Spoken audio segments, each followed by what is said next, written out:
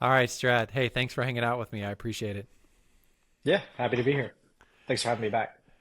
Tell me this. I was actually thinking about you've been in practice for a little while now, and this is actually your second career.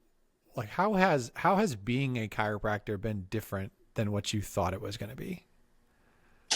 That's a good question. Yeah, I'm in my fourth year now, so things are pretty well settled. I mean, practice is kind of running like a well-oiled machine, and so in the beginning, there's lots of little like fires, and there's always something going wrong. And then once you get your systems kind of honed in, and you just get used to the flow of treating patients, it just becomes all very routine. And I've automated a lot of my systems, so I find myself now with more like downtime and more time for like my personal life and stuff than I ever had in the beginning.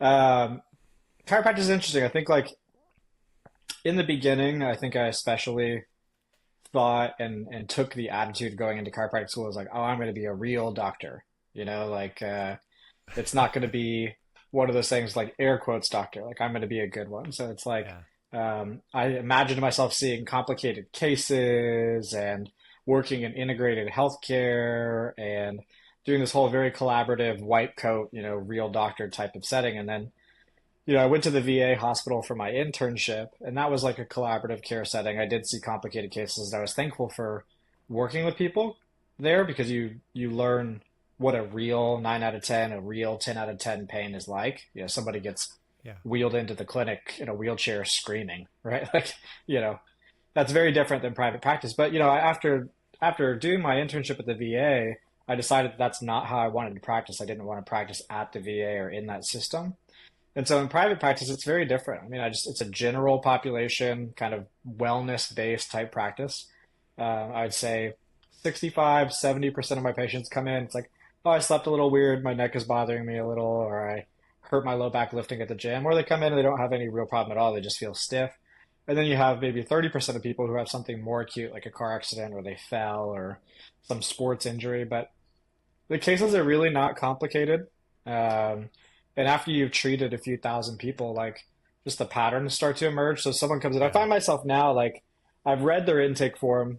They start to tell me about what happened. And I'm like, all right, go ahead, lay down. Like I already know what we're gonna adjust and how we're gonna do it. And so the whole thing is a lot less, I suppose, real doctory and complicated than I thought it was going to be. It really is. That's the biggest difference between how I thought things would be and how they are. And I find myself now when I'm teaching seminars, like talking to students or even just other colleagues, we're always kind of just me and my buddy Austin. We went to school together. We were in the same class, and we run into each other at conferences occasionally and stuff like that, or we'll make some time to hang out. We always just joke like it's just not that deep, man. Like it's chiropractic is just not a very hard or difficult job. Treating patients conservatively from MSK care is just not rocket science. And I find myself using a lot less brain power, a lot less, critical thinking skills than I really thought that I would. Like a lot of these are just very straightforward types of issues. They would probably resolve on their own even without our intervention in some time frame. And our job is just to make people feel better faster. And so I try to really emphasize lately to students, it's not that deep. Like obviously, screen for red flags, screen for yellow flags. Don't be reckless. Don't be negligent. But outside of that, I mean, it's really not a terribly complicated job. I don't know how you feel about that, but I see like the same, I don't know, 5 to 10 conditions Yeah. all day, every day. It's like sprains, strains, minor radicular complaints, minor disc issues, stuff like that. It's just not that complicated. That's the I think biggest it shock for me. Yeah, I think it sort of depends on how you want to practice too. And I think that's actually one of the beautiful things about chiropractic. Like I know that when I first got started in a practice, I had a very narrow opinion of chiropractic. It's like real chiropractors did this, and you're not a real chiropractor if you don't do this. And as the kind of diversity in the profession really bothered me a lot when I first got started, and now because I do work with so many chiropractors and I've been exposed to so many different ways of practicing, my perspective on that has changed. Like I very much I care that someone's good at what they do more so than how they do what they do. And so the crazy thing is about the profession is you can have a very simple way of practicing chiropractic that really helps a lot of people. And then you could also have a much more complicated way of addressing biomechanical issues, or even some issues that you're dealing with that are those complicated things. And I think that it just depends on how you practice. And I think the beautiful thing about the profession is you have that option. Yeah, I think, it's interesting. I was having a conversation with someone about this recently. It's just the amount of diversity in the way that chiropractors practice it. It's both a negative and a positive to me. I think in the negative aspect, if I'm going to make a referral, just like I don't feel like someone's like, oh, I live in Kansas City and I'm looking for a chiropractor. I'm not going to say, oh yeah, just Google chiropractor near me, Yeah. right? Like, because I'm not sure what kind of office they're going to walk into. Like, Who is it going to be knows? a Gonset office, only upper cervical? Is it going to be a Logan office? Is it a torque release office? Is it a primary nutritional AK type office? And if they're looking for, like diversified, forceful adjusting like I do, and they've seen in my videos, I really have no way to guarantee that they're even going to get close to that with Yeah. just some random chiropractor they pick. So it can be frustrating on a referral basis because you just don't know who to send people to. And I can sympathize with medical doctors or physical therapists or other people who are like, well, maybe some chiropractors are good. I love what you do, but I still don't feel confident making chiropractic referrals because I have no idea who someone's going to get. Yep. But on the plus side, I do find like it's a very free profession. You can do literally whatever you want. If you want to focus only on nutrition, only on rehab, only on cracking backs, like you can make this profession whatever you want it to be. And a lot of chiropractors, because of that, especially because we're not in the traditional medical establishment, we're all kind of renegades to a certain extent. And I can imagine if someone came and said, no, Strat, you need to practice this way, my response would be, go fuck yourself. Right? Like, I'm not going to do what you tell me. Yeah. And I imagine most chiropractors are some type of renegade, rebellious spirit, and they probably feel the same way. So, yeah, there's tremendous freedom, which is fantastic. Most medical and healthcare professions don't have that, but you also have this huge incongruency and inconsistency in the profession. It's kind of a unique problem. I don't know that I would want more uniformity, but a lot of the things people want to do for the profession, like a lot of people talk about integration or higher utilization rates or getting more things covered by Medicare or standard insurance. It's like the more that we get into that, sure, it's going to have a lot of benefits for us, but the more standardization there's going to have to take place. And then it's like, who's in charge of standardizing? Who's in charge of what Yeah. can and can't be done and how things should be done? And it's an interesting spot for the profession. I'd be curious what you think, because the more I think about it, I just don't see a unified path forward for the profession. I just really don't. Honestly, I've thought about it. I've thought about it a lot, and sort of in the same way. I guess the way that I think about it is like if we were to just say medical doctor, but we didn't say podiatrist or oncologist or whatever. Like if you didn't have those little subsets and little categories and different ways of describing a medical doctor, and all we said was medical doctor. And this is true for like lawyers too. If you just said attorney, it's like, well, that doesn't really mean a whole lot. It's just because you could be a family attorney, it could be a personal injury attorney, it could be a property attorney, like whatever. It doesn't mean a lot. And in our profession as chiropractors, like we have some of these like subcategories within the profession itself. Like you could say Gonstead, I know what that means. I could say upper cervical, you know what that means. So we have that, but we don't have it in the public. And I don't know how to get to that point, because I do actually think it would be helpful if the public understood the diversity within the profession and they knew a little bit more of what to look for, so they could know what would be a better fit for them. Like a chiropractor, it's like, oh, I went to a chiropractor who does Logan Basic and toughness and I didn't like it. It's like, yeah, I'm a chiropractor and I don't want to go to a chiropractor that does Logan Basic and toughness. That doesn't mean that some people don't want that. It just means that if you don't know that that's just a subcategory, like this thing within chiropractic, and you just say, well, chiropractic doesn't work, or I tried it and it's weird, or whatever, you're really disregard. It's sort of like disregarding attorneys as a whole, because like you went to a divorce attorney and you really needed someone to talk to you about wills.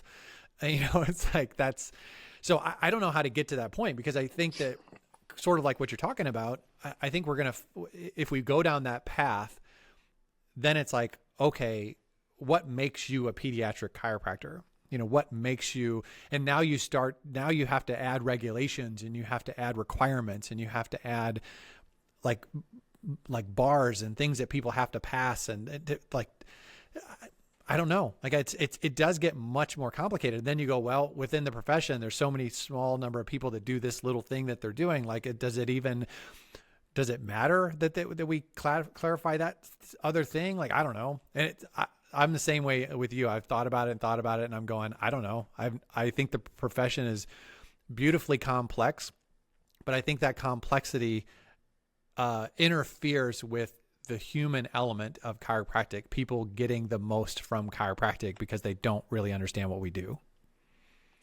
Yeah, and I think too, there's like, we don't want to self-identify in a way that's limiting most of the time. Like, most chiropractors wouldn't want to say, I'm a pediatric chiropractor, therefore I don't work on any adults, right? Like, Yeah.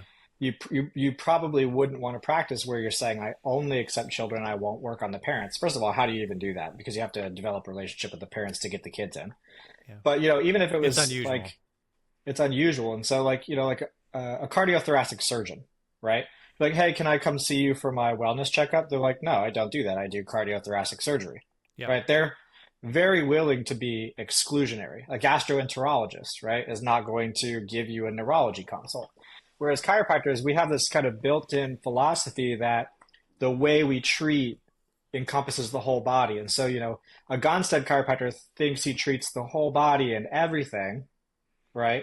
And can help all patients, or most patients, the Yeah. same way that maybe a torque release chiropractor is going to think that, or a diversified chiropractor. And so I think because of that, if you feel like you can serve most patients, you're not going to want to self-segregate onto only a small subset. I talk about like niches are in the riches. So maybe, or riches are in the niches.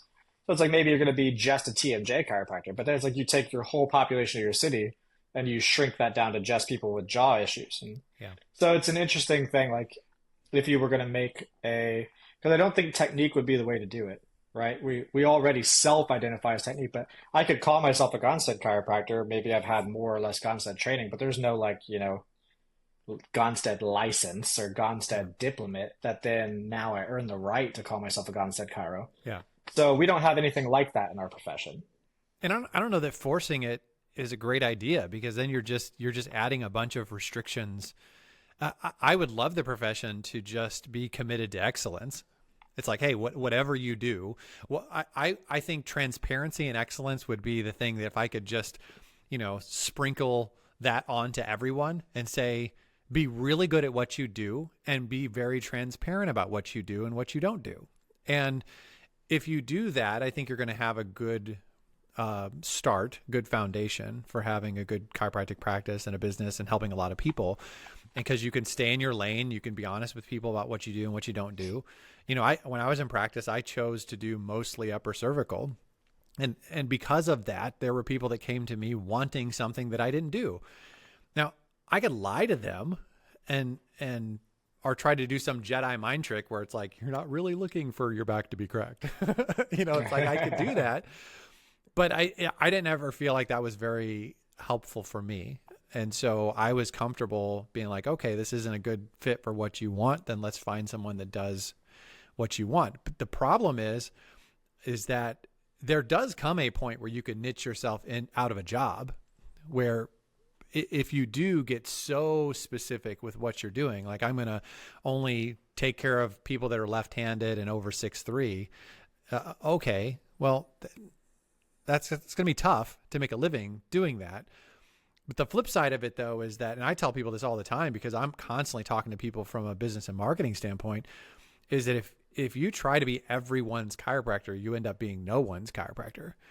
And so a lot of times segmenting isn't even so much technique or even maybe necessarily conditions so much as it is a type of person.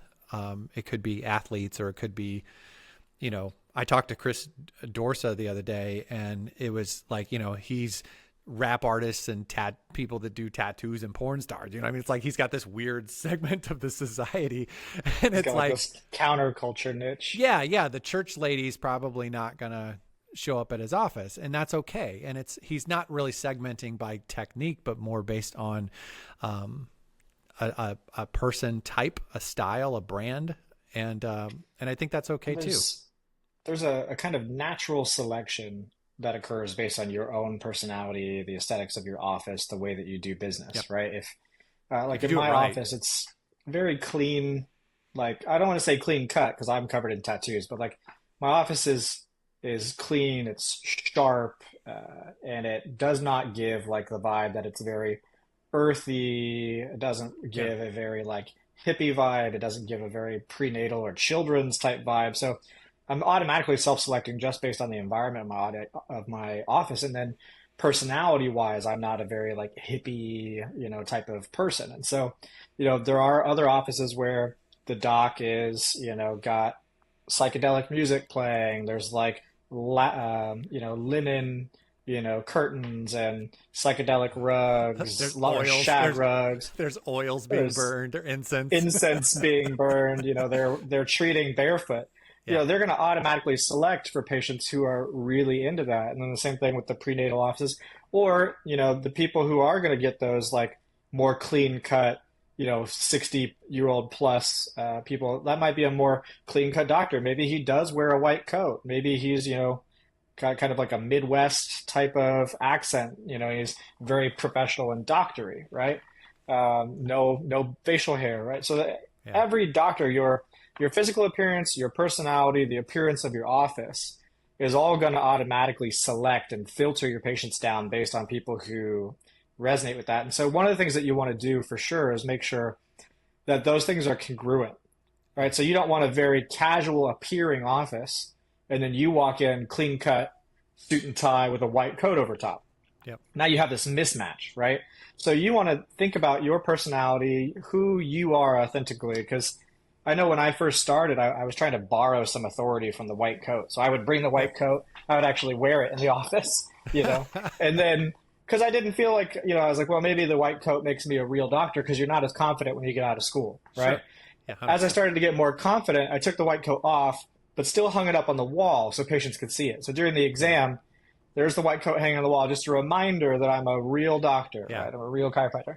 The And then after diplomas. about Make a sure the diplomas are there too. Exactly. They're Yeah. front and center. Yeah. And after about a year, once I'd like actually had experience with getting people better, getting people well, and I was like, yeah, I came more into my own. I was like, now I don't give a shit. I was like, if you don't want to be in this office, then don't be in this office. I'm here to help the people who are happy to be here, who want to be Yeah. here, and I'm confident in myself and in my skills. And so, threw the white coat away, threw all that away, like, and so you just want to. That would be my advice: is make sure your environment and you are all congruent with what you're trying to do, and make sure that who you're trying to work on is truly congruent with you.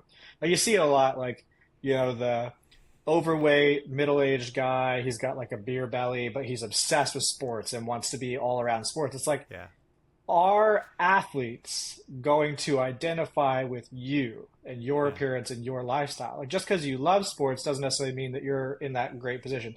I'm not saying that you need to be a 6'5", 280-pound linebacker if you want to, work with football athletes, but you want to keep the congruency in mind with who you actually are Yeah. and work on patients who are going to sync up with that, right? I feel like sometimes people aspire to work on athletes or aspire to work with mothers because that's who they think they want to work with or who they desire to work with, but it doesn't actually fit their personality and and you're destined to fail at that point.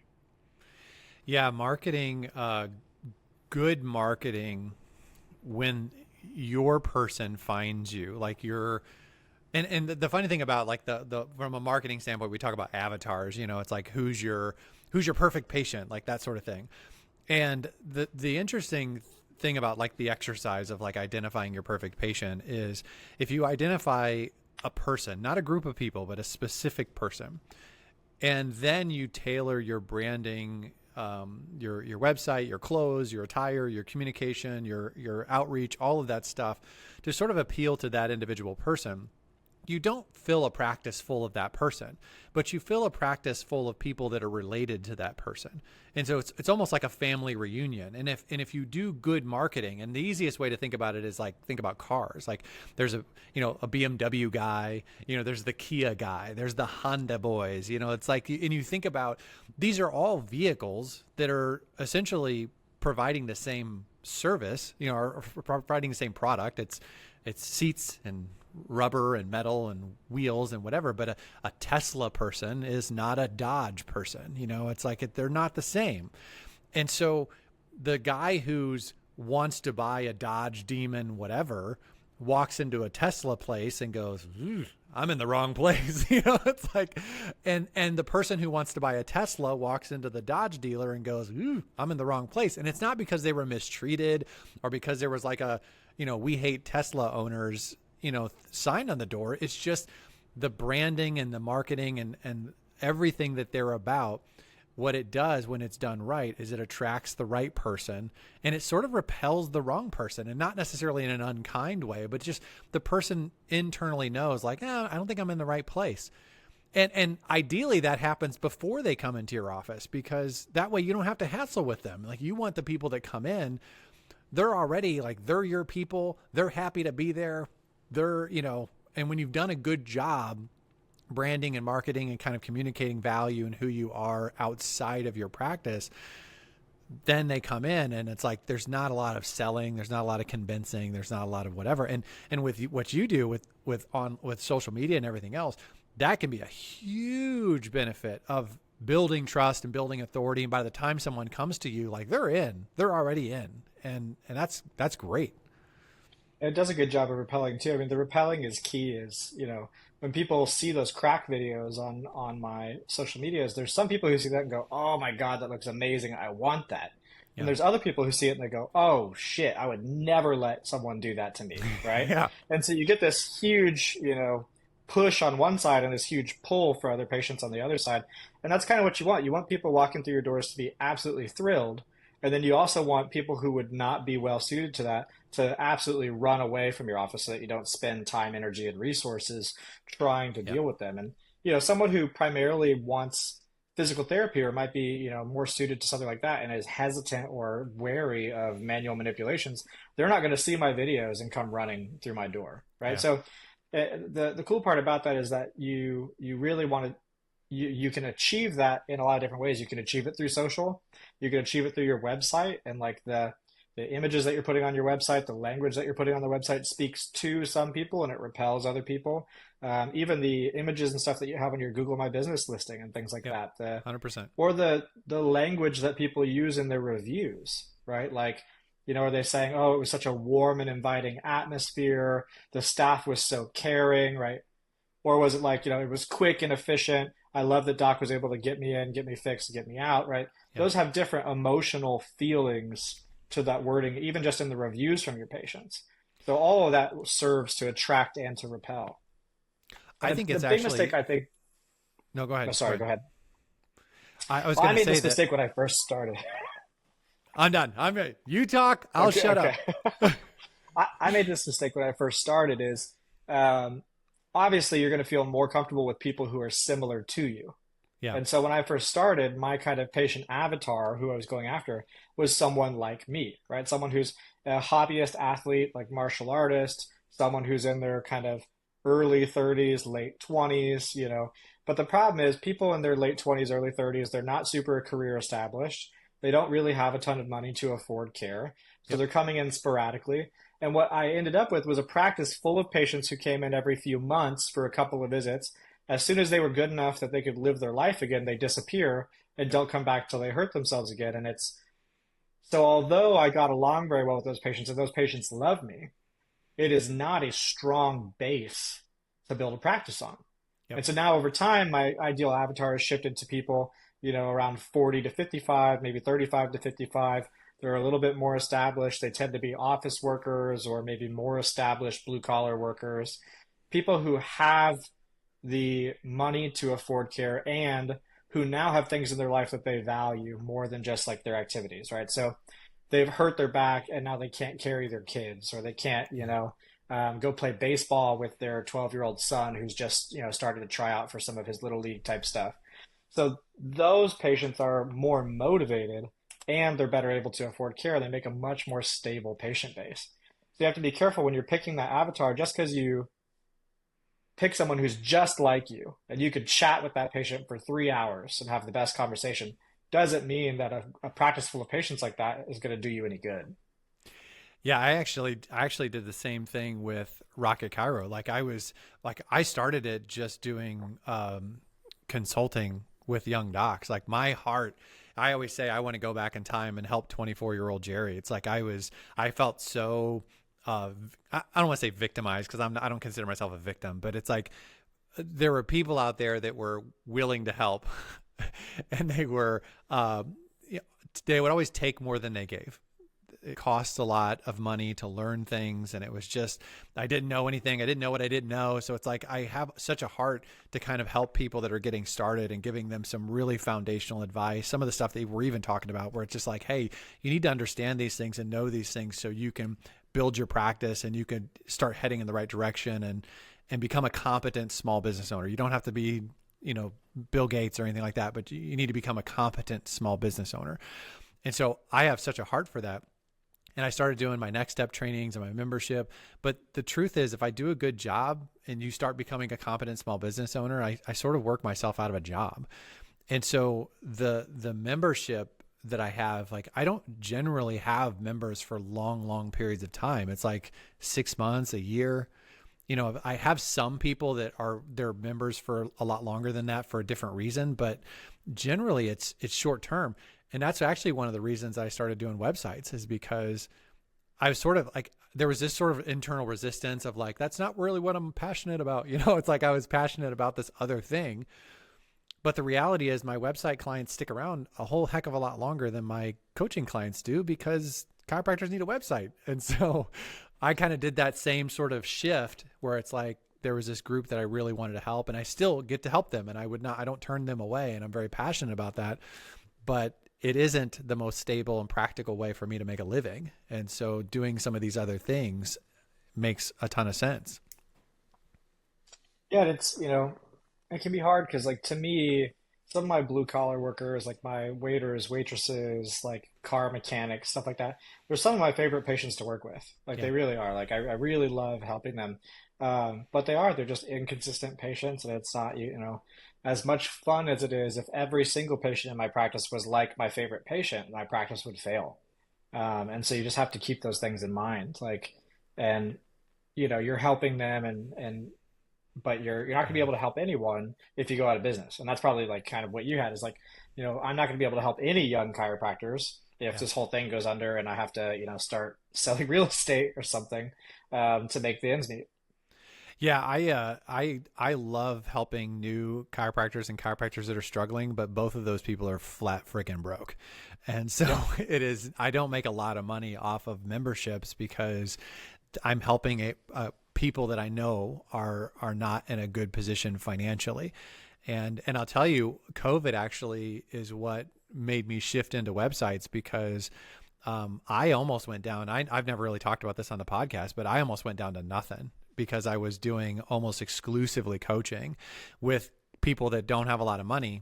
And when COVID hit, people are getting shut down. Like they were getting rid of me, and I was watching my business get burned to the ground, and it just freaked me out. Like, holy crap, I need to do something a little more stable. And it turned out that pain ended up being a good thing because it's like you make a shift and it ends up being better in the long run.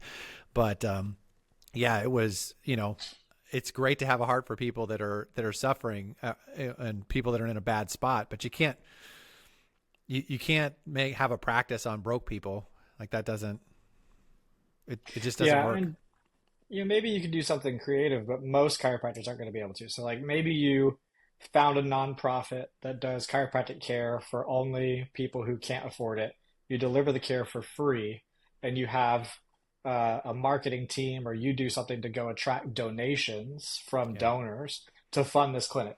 Like, yeah, I could see a world in where you could make that work. That might even be a fun retirement plan, right? But that every chiropractor that's graduating, I mean, there's hundreds coming out of every school every 3 to 4 months. Like, all of us aren't going to be able to do something like that. Yeah. So, taking a few pro bono cases and things like that, yeah, those are awesome. Those are always the warm and fuzzies, but you got to watch out for number one, the bottom line, because, like I said, if you go under, you can't help anybody. And it's kind of a cruel twist of fate, especially for what you do, like consulting or coaching, or the people who need the most help are like brand new graduates, students, like the people who need the most help can't afford it. And by the time you can afford it, you're now successful enough that you don't need the help anymore. It's it Welcome to really my is how the world. world works. It's like, well, let me help you run a successful business. It's like, well, by the time I can afford to pay you for helping me run a successful business, I'll already have one. So, yeah, And there are people that actually do really high end coaching for businesses and whatever. I don't that's not my bag. Like I consider myself a foundation layer. And I like teaching the basics. I like teaching the conceptual stuff and the understanding. And I want you to just get your head wrapped around what we're trying to do and then do whatever you want with it. Like blow it up, keep it small, whatever you want to do. I'm definitely a foundation layer, and but there's no money in laying foundations. no, yeah. And the money is in like, okay, you're $100,000 a month clinic, or like, Yeah, you're a $25,000 a month clinic, and we want to take you to 100,000, right? yeah, Money's there, or you're a 500,000 a year clinic, and we want to take you to 1 million. Like that money is there. yep. But you just graduated, you don't have two nickels to rub together. You're going to open up your office on a loan or a credit card. By the way, buy my coaching. It's like Yeah. there's nothing there for it. But you think about that, like there's different services at those different levels, that you can provide to people and that you can help them with. So maybe you do have a patient, and I think this is loosely applies to chiropractic. Maybe you have a patient who is, a lawyer, they're doing decently financially. Yeah, maybe you do, some therapies with them, like you do the adjustment, you do some soft tissue work, you do some rehab with them, you put them in a hyperbaric oxygen chamber, you do red light therapy, laser therapy, like, maybe you pull out all the stops, try and get this person better as quickly as possible. Then you're going to have other patients where, hey, the adjustment's enough. It's really all you can afford to work with anyways. Let's just work on that and see how much better we can get you. So you have these different levels at which people can engage with your practice. Something I was going to say earlier, that I just want to circle back to is, when you were talking about everything being congruent. I think one of the dangers of canned content is that, like, it sort of just whitewashes everything. So when you have a website that, like, and obviously I'm not going to discourage someone from having somebody else do their website, but it's like that website should reflect your brand and who you are. And if somebody's posting content for you, there's companies out there, tons of them, that are just like, oh, I'll help manage your social media, and they're just posting quotes from Einstein and like pictures of fruit and giving nutrition, and it's like that stuff doesn't move the needle, and it doesn't speak to anyone because it's just super generic.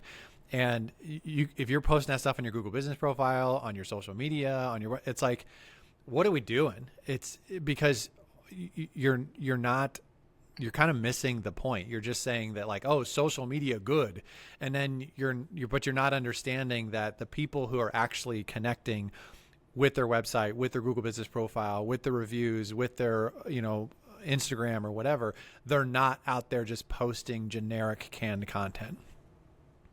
I think too, for a lot of docs, it's just not taking the proper mindset to it. I mean, you have things that work for like older school docs, like spinal screenings, and they practice and they work and they grind and they give spinal screening after spinal screening until they have it down to a science. And they know, if I go here, I'm going to get 30 new patients on Monday because my spinal screening is golden. Yeah. And then they'll be like, oh, we should probably do social media too. Let's hire him. And then they throw a bunch of canned content up there.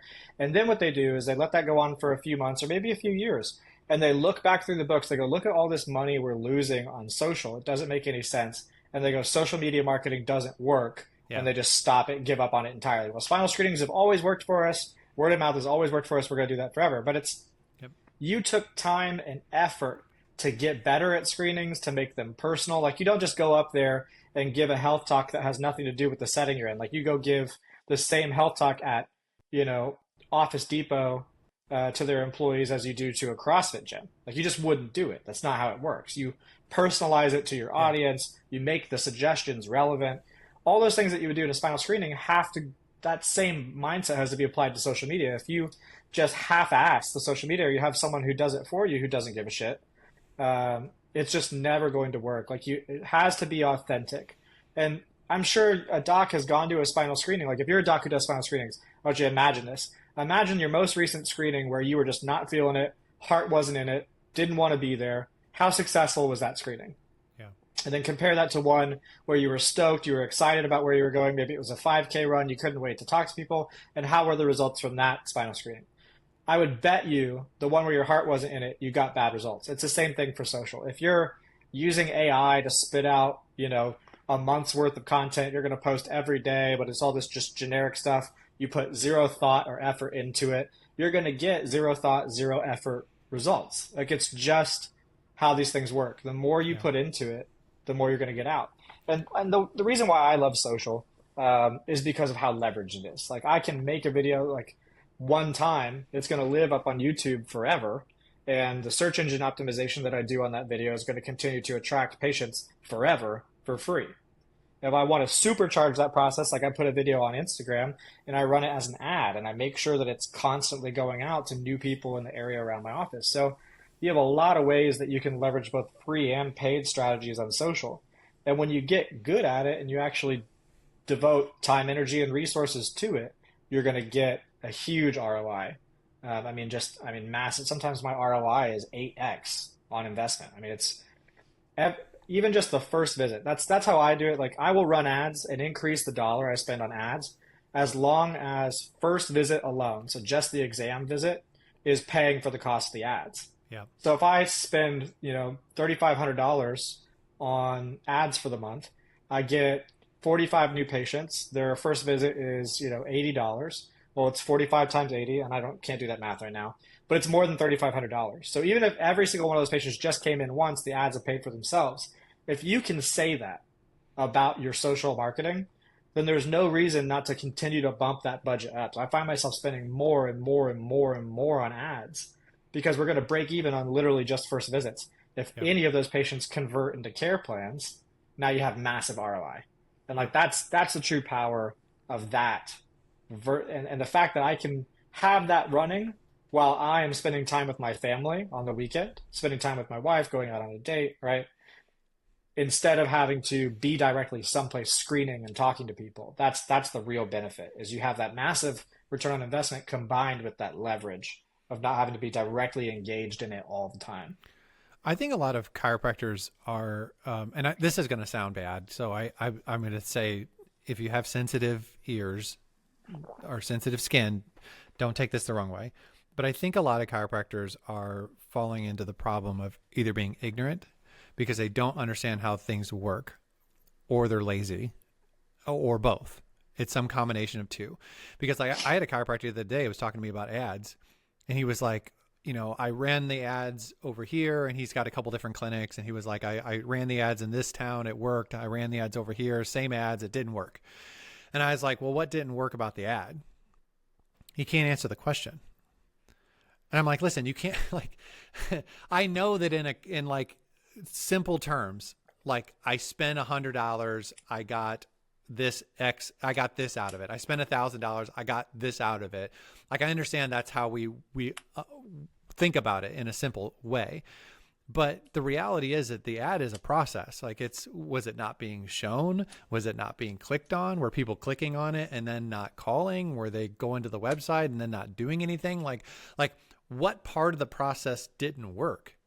Because like if no one's clicking on the ad and then you spend a bunch of time trying to fix your website, the website, you don't even know if the website's the problem because like they didn't even get that far.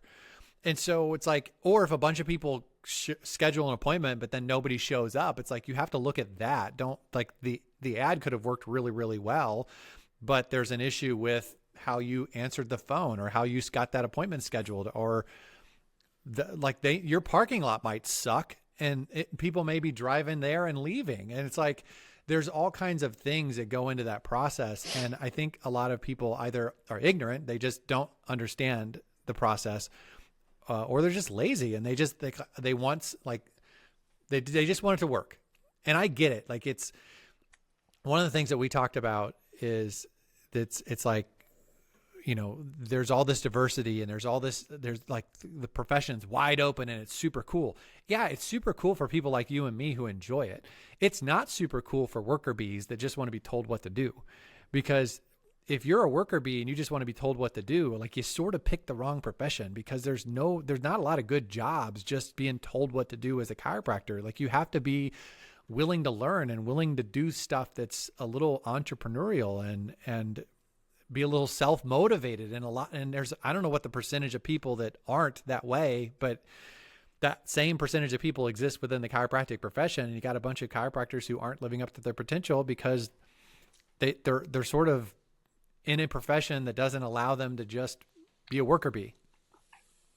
It's always one of my biggest pieces of advice. Like I'm pretty active on like the chiropractic Reddit and some different areas like that. And, you know, very, very often we get someone's like, I'm thinking about being a chiropractor or maybe doing this, what should I do? And it's always just like, look, if you want to get into this, one, you got to love it. So go shadow somebody and make sure that this looks like something that you think you'd have fun Yep. doing. But two, you really, if you want to be one of the chiros that everyone's talking about, like in terms of like when you think about chiropractors that are successful, right? Not the ones who just fall by the wayside and go into some other profession. You're gonna have to be someone who can open and run a small business. Yep. You're gonna have to be personality suited to it. You're gonna have the drive, the tenacity to do it. You're gonna have to, you know, wake up in the morning, take a bunch of shit, and keep going. You know, in order to do this. And if you're not someone who can do that, it's probably not the best profession for you. I mean, there are places for people like that. You know, you could go work at somewhere like the Joint. No dig at the Joint at all. I think there's something very valuable about being able to show up, adjust patients, go home, and just collect your salary and not have to worry about anything. And they have even better benefits. It always cracks me up because people will be like, "Oh, well, I got a real associateship. I'm not working at the Joint." It's like you're talking down on someone who's working at the Joint when they're probably making a higher salary with better benefits than you, working at a real doctor's office. Yeah. Because a lot of them, like I watched my peers go get real associateships at real private clinics, and they're making like 55, 65,000 a year. And it's like you can Yep. go pop in full time at the Joint. A lot of them will hire you at 75, hire you at 80, right? Yeah. And the last I heard was there's an Erasti in our area. Now, granted, Erasti doesn't let you adjust; they just let you do soft tissue and rehab. But there's an Erasti in our area that's starting people at like 85 or 90, and that's again showing up, doing your work, going home. You don't have to Yeah. market. You don't have to worry about anything. You have benefits, right? Um, there's really something to be said for that. But if you are the type of person that needs that, and it's unfortunate for docs who are already in, like maybe you're halfway through Yep. school, you're $100,000 down the hole when you realize that this is maybe not the best for you. It's like, I don't know, what do you do? Do you finish at that point and do the best you can? Do you bail and hope that one day you can pay back the student loans that you're not going to use? I don't know what you do. So I always try and catch people beforehand and be like, I think for me, chiropractic is the best job in the world.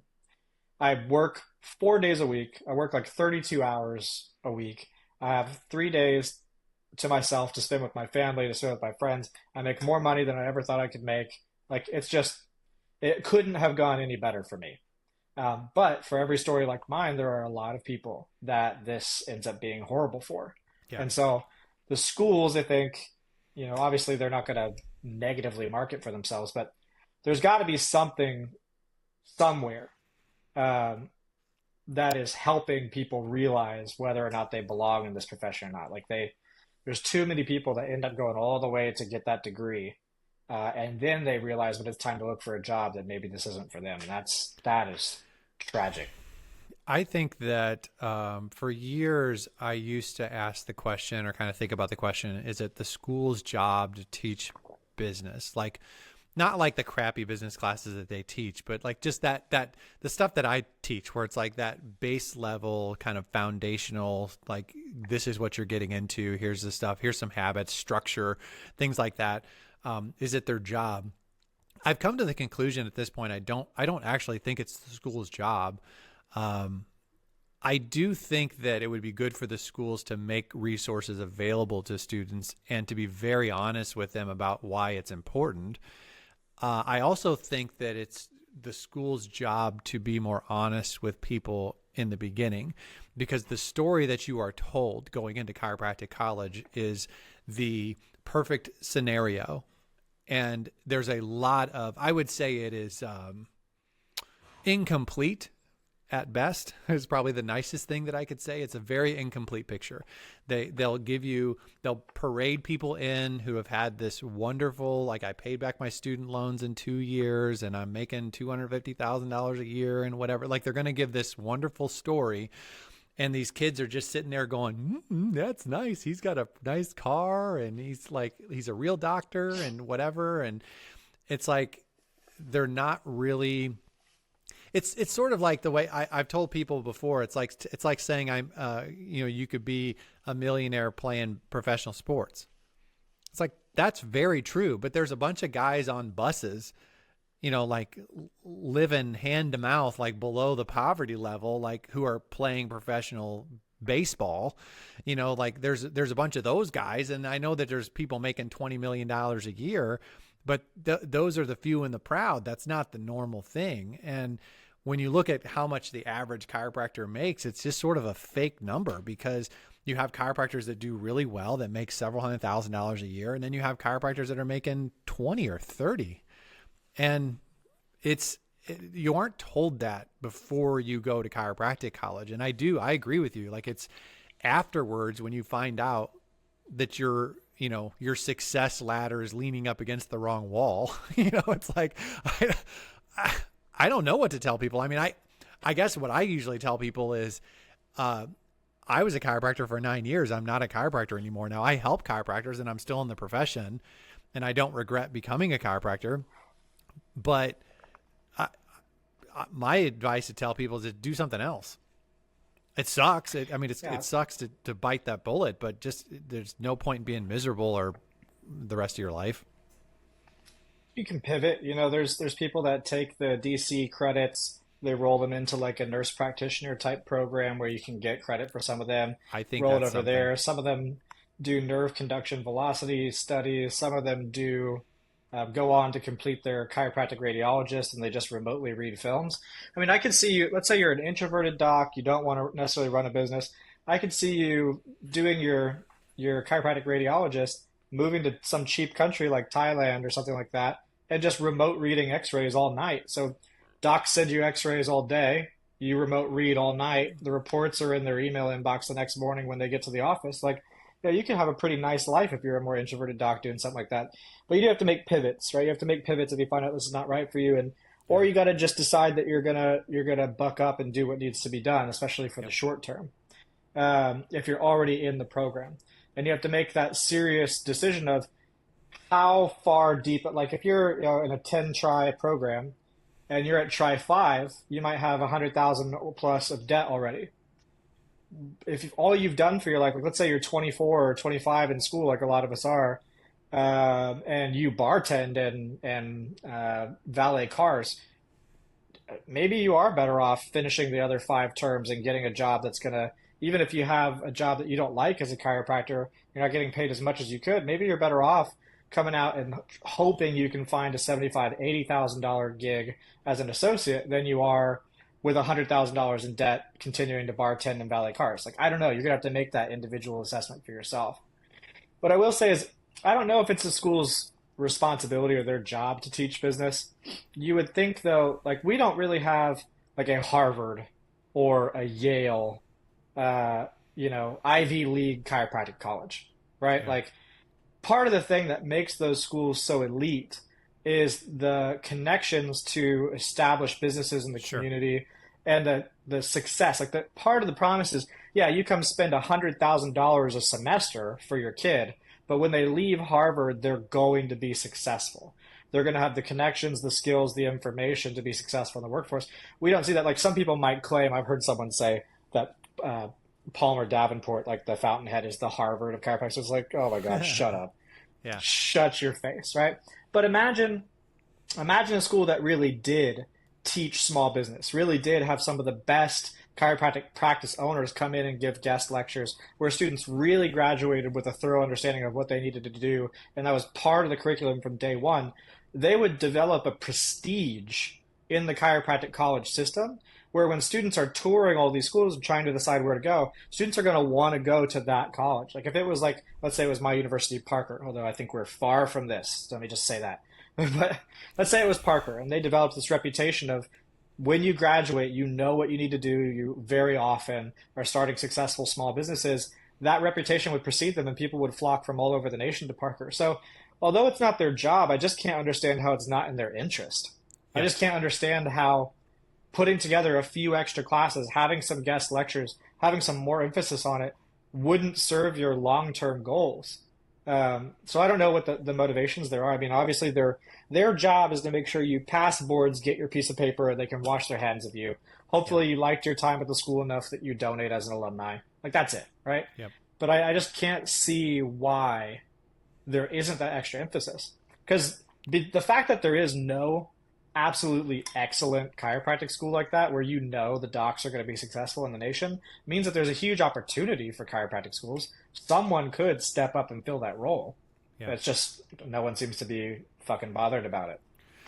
I think that there's there's probably several issues there. One is that I don't think the schools are being honest about what the problem is. Like they're very, a lot of the schools are very focused on the clinical aspect of things, and it's like we're going to make you more clinically competent, which is fine. I get it from a board standpoint. I understand you're teaching someone how to be a chiropractor. I get it. But then it's like there's a lot of schools are really into like we're gonna try to figure out how to get better insurance reimbursement. We're gonna figure out how to get into the VA. We're gonna figure out how to get Medicare coverage. We're gonna do what, and it's like I think that's fine. Like I don't. In my brain, the perfect scenario, like if I were to say like what could I gift chiropractic to be the perfect scenario, I would love for there to be an infrastructure that exists where someone could go to chiropractic college, be a worker bee, and make a 6-figure income. So like whether that's more places like the Joint that are making more money and doing well, or whether it's chiropractors in hospitals, chiropractors in multidiscipline facilities, I don't care. But I would love for there to be where 50% of chiropractors, if they wanted to, they could get out of school, get a job, make, $120,000, $150,000 a year, and they don't have to mess with any of this crap. Like that would be like one thing that I would say that would be perfect. But on the flip side of it, I love being a small business owner. And so I don't want to take that away from chiropractors. So the flip side of it would be what you're talking about. How do we create an environment in a school setting and whatever where these people are leaving with the knowledge they need to be successful? And what that also is going to create is it's also going to create loan banks and people that are willing to invest in these people because they have a reputation, because they know it's sort of that same benefits you're talking about, but instead of it being a connection with a job, it'd be a connection with like a bank or financing facility where they're like, yeah, sure, we'll help you get started because we know you have this template for being successful, and 95% of the people that graduate from this school and start a small business pay that small business back above and beyond, and they have a good relationship with our lending company, and like we want to be a part of these people because they know what they're doing. To me, that would be the perfect scenario where we do a better job with the people that want to do it, like they want to be entrepreneurial, but we also provide an environment where the people who don't and are never going to do it, they don't want to do it, they can also make a good living and just be a chiropractor, take care of people, and go home. Yeah, and I think that like the schools clearly they could do both. Like you can like they have this long time horizon type thing, which is like the plan, which is like better chiropractic utilization, Medicare parity, better insurance reimbursement rates. But it's like how those are like legislative battles. Like that's not going to help your next graduating class. It's Yeah. not going to help your next probably 20 graduating classes, if we're being honest. Like what kind of time horizon are we working on here? When people are starting successful uh, private practices, cash practices, non-insurance based or even insurance based, PI based, the people are starting successful practices all the time that don't rely on those increased, reimbursement rates, Medicare parity, and all these things that the schools are working on. And while you're working on those long-term goals, I don't see why you couldn't put in place classes and programs, maybe even make them electives, maybe charge them an extra term of tuition. And if you want to stay for try 11 is opening a cash practice, right? Like however you want to do it, right? I just don't understand why those things are not put in so that you can have Yeah. that higher success rate. Because then, yeah, all those things, like you said, like attracting the ability for your graduates to get a loan. I mean, because most people who graduate, you're going to be between, or if you came straight out of college, you're going to be like 26. I was, I think, 30 when I graduated. No bank is going to give you a loan. You are hot garbage to a bank. You owe on maybe your car, you owe on maybe your house, you owe Yeah. 200,000 in student loans. They Yeah. look at you, they're like, "Oh yeah, let me give you 60 grand to start a business and then default on every loan that you have." Like there's no way. There's no way. Yep. And so it's like there's so many things that could be done even just a little better. But yeah, it seems like both our professional organizations and our schools, they all have this 50-year, 100-year time horizon type of movement that they're going after. I'm like, that's cool, but like, why aren't you doing more to prepare people like right now?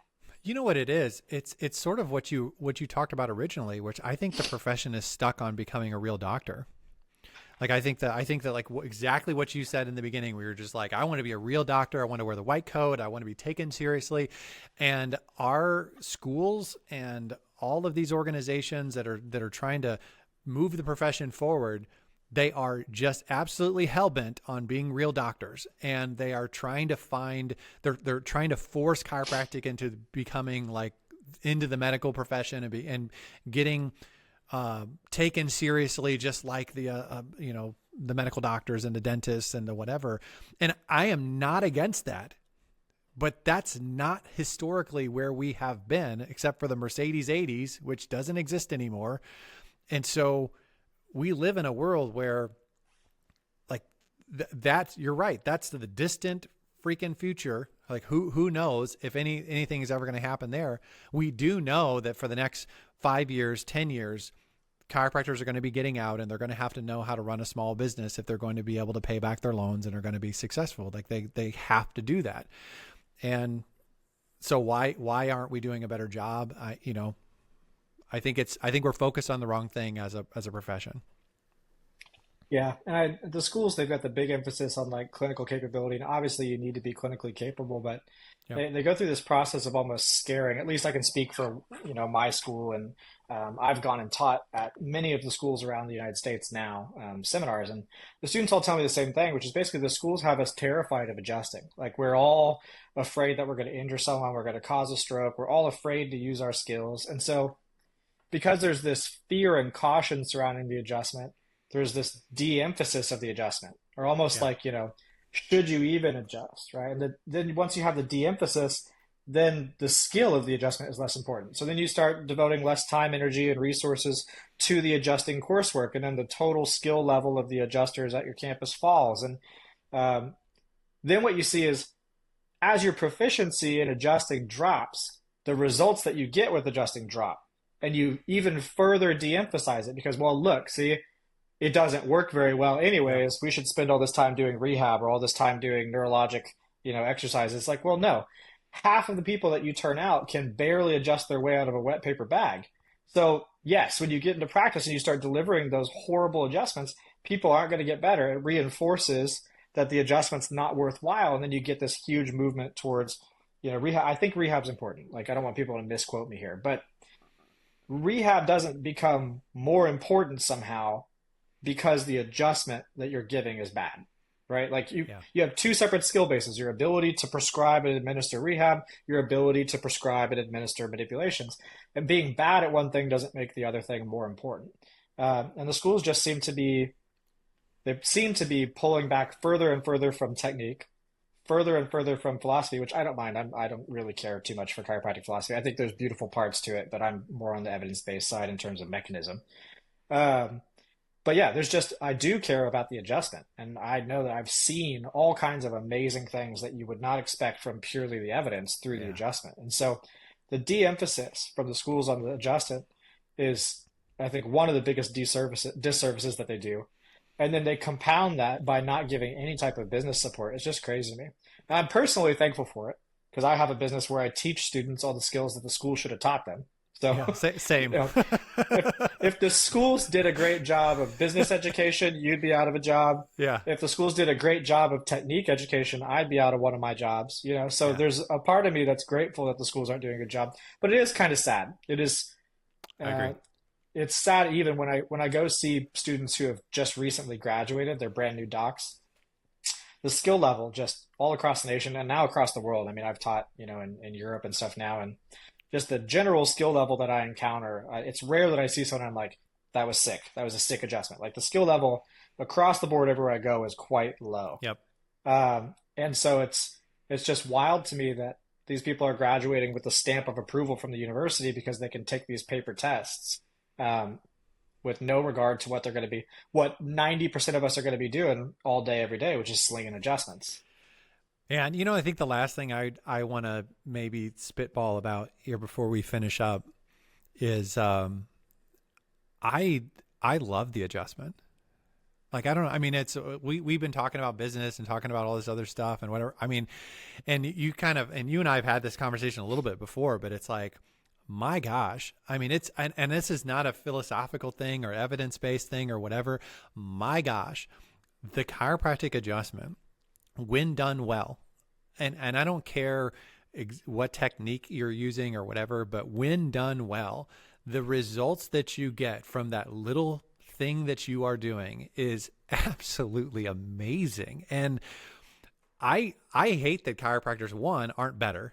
Like it's because when someone's good at the adjustment, they are just I hate the whole idea of like changing the world and blah blah, like man, but you are doing work and you are getting results when you are good at the adjustment. And I hate that chiropractors aren't better at it. And I hate that, and I think because chiropractors aren't better at it, they're not more confident, and they're not more confident and comfortable just being a chiropractor, because that's not an insult. It's not a slang. It's not a slander. It's not a crap. Like being a chiropractor is not a crappy thing. It's awesome. And the adjustment is the foundation of that awesomeness. And you can maybe speak to it a little bit more, but my gosh, I just love the chiropractic adjustment. And I think it's unfortunate that humanity as a whole is not reaping the benefits of a great chiropractic adjustment. Yeah. And when you watch someone who's really, really good work, I mean, there's a few docs that I can think of who are just sensational. And I don't Yep. really agree with those docs that I'm thinking of philosophically at all. But you watch them work and you're like, it is just a thing of beauty to watch them adjust. I mean, it's powerful, it's smooth, it's comfortable. And when you experience an adjustment like that, and part of the issue I think is some people have truly never experienced an incredible adjustment. Like Yeah. they've been adjusted by their professors in school or they've been adjusted by different docs in the community and they don't even realize that all they've ever had are average or below average adjustments their whole life. Like when you truly receive Yeah. an unbelievable adjustment, you can tell immediately. It's like, you go back to getting a bad adjustment. It's like someone replaced my lemonade Gatorade with piss. Like it's an immediate, Yeah. you can tell immediately. And it's just amazing. Like the results that you see, and every doc does have some type of like great, amazing like stories. I had a mom who brought her daughter in. She's taken her to the dentist, the orthodontist, all kinds of different people. The girl's having jaw pain. She's got scoliosis. I adjusted her jaw manually. She walks out the office, and then I hear the doorbell ring again, the little the bell to my front door.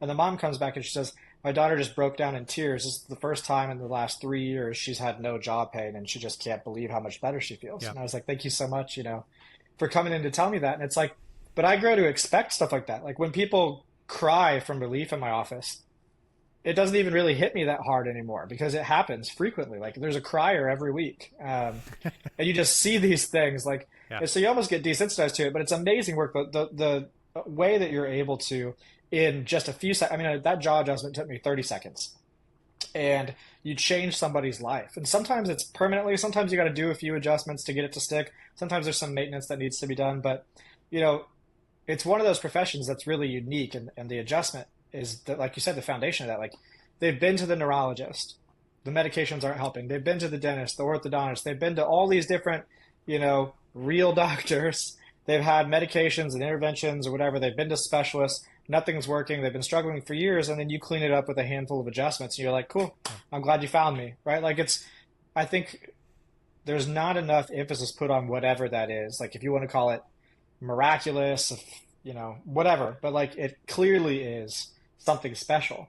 And the more that we move away from it, I think it is our peril, because the more we move away from that, the more we're just an off-brand physical therapist, the more we're just an off-brand massage therapist. We're just, 100%. other people who the medical establishment likes more could easily come and fill that role, right? It is the unique skill level that we used to have in the profession of adjusting that set us apart as separate, distinct, and unique, right? Now, separate and distinct is like a legal classification, but we were a unique profession. And even though other people can manipulate, the physical therapists and some of that, they can manipulate the spine. They just don't tend to do it the way that we do it because we have It's an not the same. emphasis on it. Yeah. And I hate to see us losing the emphasis on it because that's our superpower. That was our secret sauce.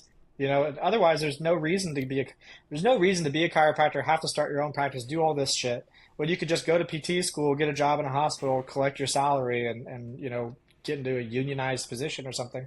And granted, PT, they have their problems. They have underpaid, graduates too. It's not like this is unique to chiropractic. Every profession has people who are struggling in it. But we're really in danger, I think, of losing our magic, losing that secret sauce. The thing that I would say kind of regards to what we had said before, it's like, I'm okay with chiropractors doing other things. I'm okay with the profession being diverse and being open to where there's a lot of different things that chiropractors can do. I'm fine with that. I'm not fine with the profession moving away from the adjustment because it's exactly what you said. Like, it is our secret sauce. It is the thing that makes us unique. I had patients like my last month in practice was the most emotional month in practice for me, because what tends to happen, and you sort of alluded to this, is that what tends to happen is you're putting out fires constantly as a chiropractor. It's like this person comes in, you help them. The next person comes in, you help them. The next person comes in, you help them. And you're just focused on the next person. I'm going to help them. And sometimes you forget all the stuff you did. In 9 years of working with patients, I had a lot of patients that have been with me for years, and I didn't tell people I was closing until that last month. And then I told them I was going to close up shop, and people were coming in because they knew that I wasn't going to be there anymore. So I had a very busy last month, and everybody stopped, not everybody, but a lot of people stopped and said, thank you. And they said, thank you because of this, and thank you because of that. And it's like, it was very emotional because like, you just forget, like it's like, you don't realize the difference you're making in people's lives, or maybe you just forget. And I had a patient one time that she was such a bear, like she was in a lot of pain. And as a result, she was not a very pleasant human being. And we had a rule in my office. We had a rule that was, do not judge anyone based on how they act when they're in pain. Like, that was our rule. Now, if we get you out of pain and you're still an asshole, we'll call an asshole an asshole. It's like, but it's like, when you're hurting, we give you a lot of leeway. And that was our rule. Well, this woman was one of the reasons we had that rule, because she was just a bear. But then we were able to help her, and she turned into this very, very pleasant person. Well, her daughter was a teenager, and she had some issues with some sports stuff and whatever. And she started coming in as a patient, and she's told me one time, she said, thanks for helping my mom. And I said, yeah, no problem. I'm glad to do it. But then she adds to it, Mom doesn't yell at me anymore. And it was like, and it makes me choke up, because it's like that stuff happened a lot in my practice. And it's like, you don't realize that it's like that woman's husband also loved me, because she was in so much pain. They weren't having sex. Like, they weren't being intimate with each other. And he came in and was like, freaking, he would have done anything for me. Like, cause it was like, they're back the way they should have been the whole time, but he hadn't even been able to touch her in years. And it's like, that's the type of thing. And it's like, I wasn't doing anything special. Like, I wasn't doing some sort of special, unique treatment. I was just good at adjusting, and it makes a difference. And the thing I would say about chiropractic is, I think that where it lacks in finances and there's stress and everything else, it emotionally rewards chiropractors. Even chiropractors that are struggling, it emotionally rewards you in a way that most professions don't. And I think it's a shame that chiropractors have to quit being chiropractors. And a lot of them are really actually good at what they do simply because they don't know how to run a business, or they're not committed to that, or they don't know how to make money doing it or whatever. It's a shame because it really is an awesome profession. And as much as I don't want to be I don't particularly want to be a chiropractor myself. Like that was why I quit, is like, I don't, I don't want to be a chiropractor, but I love chiropractic. I love the profession, and it absolutely changes people's lives. And I wish more people really committed to being good at the adjustment. It's a beautiful thing, and I'll say all the time, like chiropractic is the best job in the world, I think. Everybody's happy to see you. You're changing lives, and who knows how many lives you're changing? I mean, you're changing the woman who's in pain's life. Maybe you're healing a marriage, and you're making the husband's life better. Maybe because of that, the child is raised in a more loving and caring home. Who knows what that does? Ripple effect down the line of Yep. just helping a child be raised in a better environment. And even if it's something just as simple as someone's back doesn't hurt anymore, right? Like, I mean, it's very meaningful work, and it doesn't mean that chiropractic isn't a job, right? And a lot of times, that's where I think I definitely had this rude realization because I was pretty burnt out at the end of my first year. Now, I didn't have as many things automated as I had now, and I was doing a lot of things manually. I was doing all my marketing and stuff manually, and but at the end of my first year, like I wasn't expecting, because all through school you're sold this dream. Everyone talks about how great chiropractic is and how successful you're going to be, and I'm like, oh, I can't wait to open my practice. I'd be helping people, and I wasn't prepared for the first time I woke up in the morning and didn't want to go to work. Yeah. I didn't think that that wasn't going to happen. I didn't think that that was going to happen. I'd had days like that as a massage therapist and pretty much every other job. Everyone's had a day where they wake up, they're like, God, I just don't fucking feel like it today. Yeah. I thought chiropractic would be different. I thought that I was going to be healing the world, and you Yeah. know, everyone's happy to see me. And I remember waking up for the first time and not wanting to go to work, wanting to like fake sick and cancel my book of patients.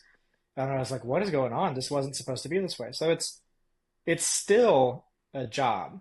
There are still aspects of it that you're not going to like, but everyone is happy to see you. You're making a huge difference. You can, with effort and knowledge, make a tremendous amount of money, have better work-life balance than most jobs where you're going to make a similar type income owning a practice. I mean, it really couldn't, to me, be any better.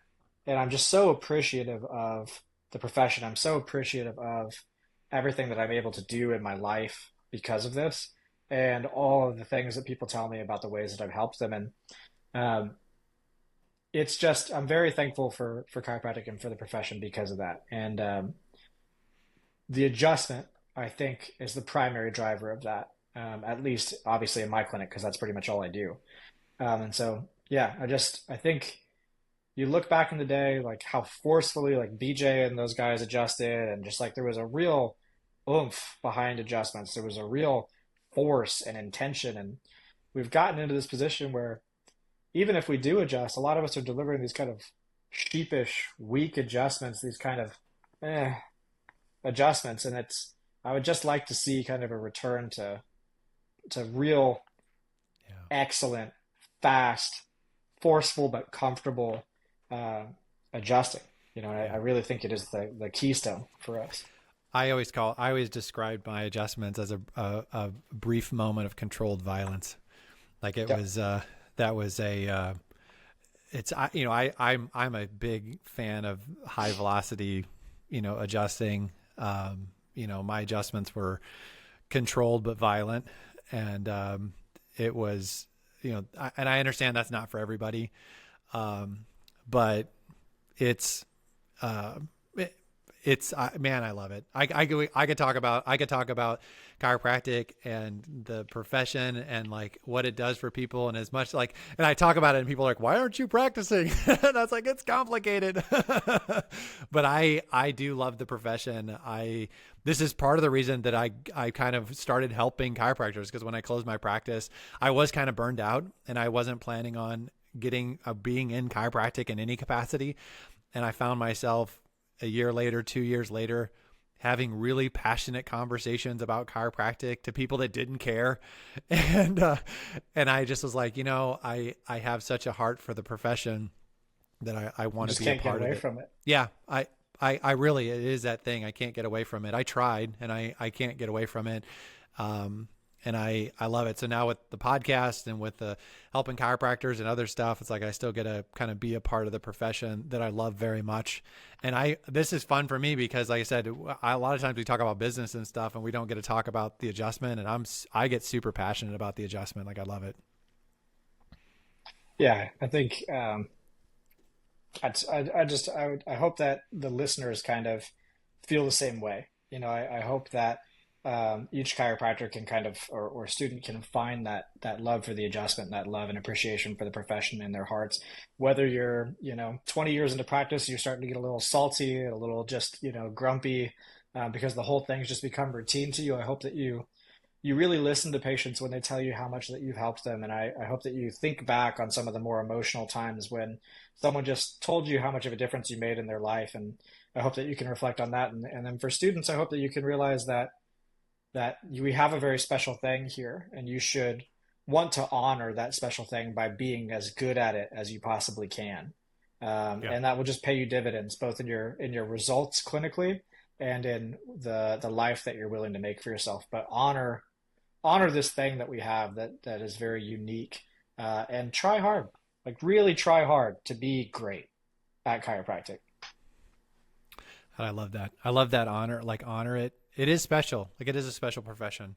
Is there anything you want to say as far as like, I know you do seminars and you got your Instagram stuff, and is there like, if people want to connect with you or if there's something you want to promote, the floor is yours. Yeah, we can do a plug. Best way to get a hold of me is on Instagram at Strat Poulson, StratPoulson. I Even though I'm big on socials and stuff, I still manage my own social media. So if you DM me, you're gonna really DM me, and I'll really talk to you. So if you ever want to chat about chiropractic or the profession, I'm always happy to talk. I love talking about chiropractic and just shooting the shit with people. We can go back and forth in the voice notes. If you're interested in any of my seminars, I do in-person technique seminars as well as online technique seminars. You can find those through the link in my bio on Instagram, and you can sign up for those seminars. We really focus on the skill and the art of the adjustment. And then I also have a social media marketing course, online course as well. So if you're interested in how I got over 1 million subscribers on YouTube, how I got so many on Instagram and TikTok, and how I bring in 50 new patients a month as a solo doc, only provider in the office. That course will walk you through it. And if you have any questions, just reach out to me. I'm always happy to talk. So Instagram, Strat Poulson. Strat, it was great. I enjoyed it. Thank you for coming on again. I really appreciate it. Always a pleasure. Thank you for having me back. Hey, we'll talk later.